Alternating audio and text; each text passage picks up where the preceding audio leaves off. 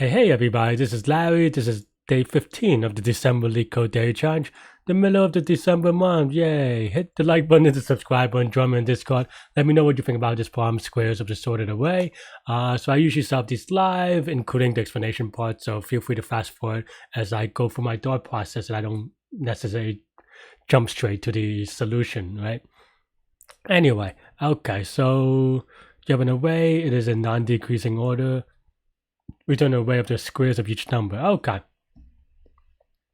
So naively, if you're giving n elements, if you just put transform the array and then sort it, that would give you the answer, but it'll be n log n. I imagine for this problem, what I just said in many languages is about 3 or 4 lines of code, so that's not really a challenge. So I hope that you at least try to solve it with a linear time algorithm. And the thing to kind of take notice here is that, well, if it's non-decreasing, meaning it goes from smaller to larger number. However, it means that for negative numbers, it goes from, if you go by absolute values, larger to small, right? So the square of these numbers will go kind of like, it'll go toward 0 and then go positive again to get bigger, right? So basically you have this function that's kind of like a u function or parabola or something like that, and we're trying to figure out how to quote unquote sort this. And the way to do that is just figuring out how to do this in linear time, right? And the way to figure out how to do this in linear time, there are a couple of ways you can do it.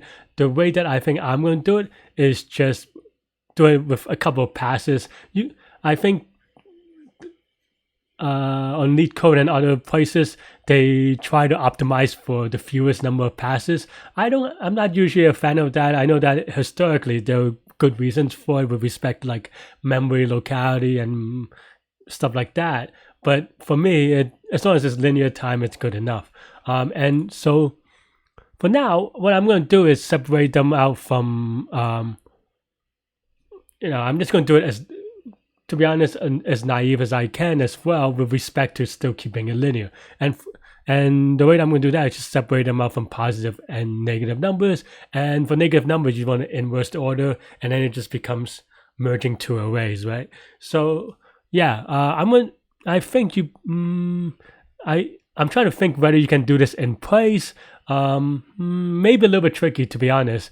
And I'm generally not a fan of doing things in place in either case, unless the function really makes sense for it, right? Like the sorting function, if you're sorting an array, it makes sense that you change the elements of the array because that's the ideal state. But for like returning a sorted squares, I'm not sure per se. Though maybe it's something that you could do in statistics or something. I don't know. But anyway, so the first thing we should do is come up with a strategy, and we did kind of do that. And for me, the way that I always try to think about it is just try to write something that is as how I would say it in English as possible. And what I mean by that is that, keeping it simple. So positives, we have an array. Negatives, we put in another array. And you could also, technically speaking, 0 is not a positive or a negative, but I'm just going to put, naming things is hard, and I don't want to call this positive and zeros because that would just make the variable longer, so I'm just going to add a comment here. But maybe the longer variable name is good as well. But so yeah, so then for x in nums, and actually I'm going to do a linear scan, but technically speaking, you can actually, because you know that this is non-decreasing, you can actually binary search for 0 and then just slice in half. But because we're going to keep things in linear time, it doesn't actually matter that much. So that's why I'm going to do it this way. And because I'm going to do it this way, yeah, so if x is less than 0, negatives append x, else positives append x, right? And of course, for negatives, it's going to, that square of those numbers will be in reverse order. So we could just do a negatives that we reverse to reverse the list. Of course, you can also just, if you really want to do things this way, you can also just append from the beginning.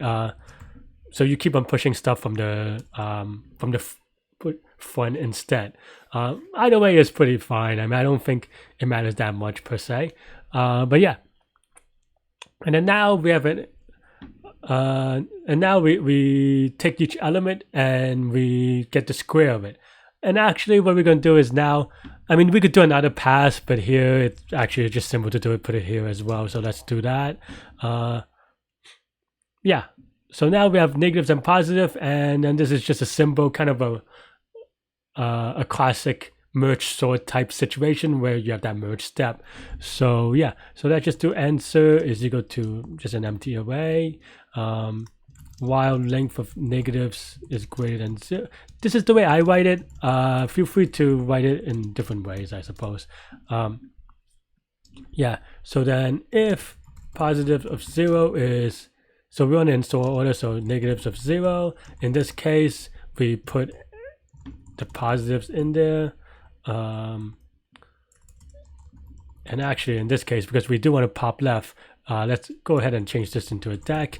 This is very Python specific because if you have an array and you remove the first element, it actually shifts every element by 1 and takes all of n time.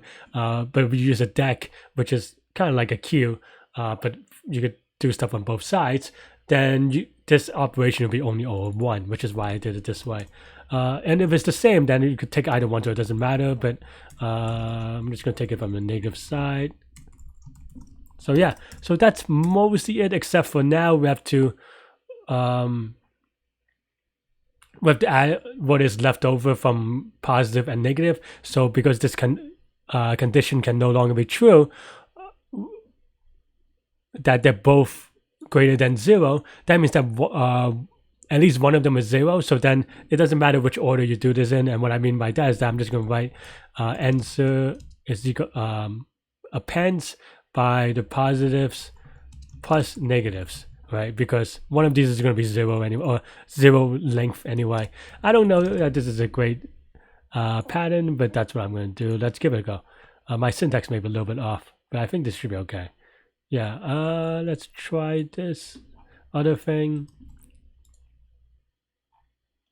I feel like I talk a lot more these days. Let me know what you think about that, because I feel like these problems are not that difficult. Or at least, I mean, it requires some thought and but I feel like I'm explaining a lot. Let me know what you feel about the content recently. Okay, so yeah, looks good. Just checking the length. Okay, so I mean, can't imagine this changed that much. So, but still pertinent to run it for small cases. And I am not going to test it for the big case because this is linear anyway, right? So, and in linear time, you really can't do much better than that because you have to look at each element at least once.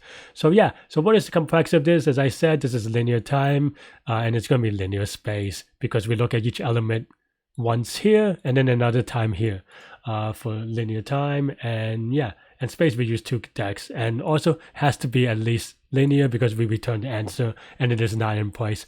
I don't know if you can do it in place, to be honest.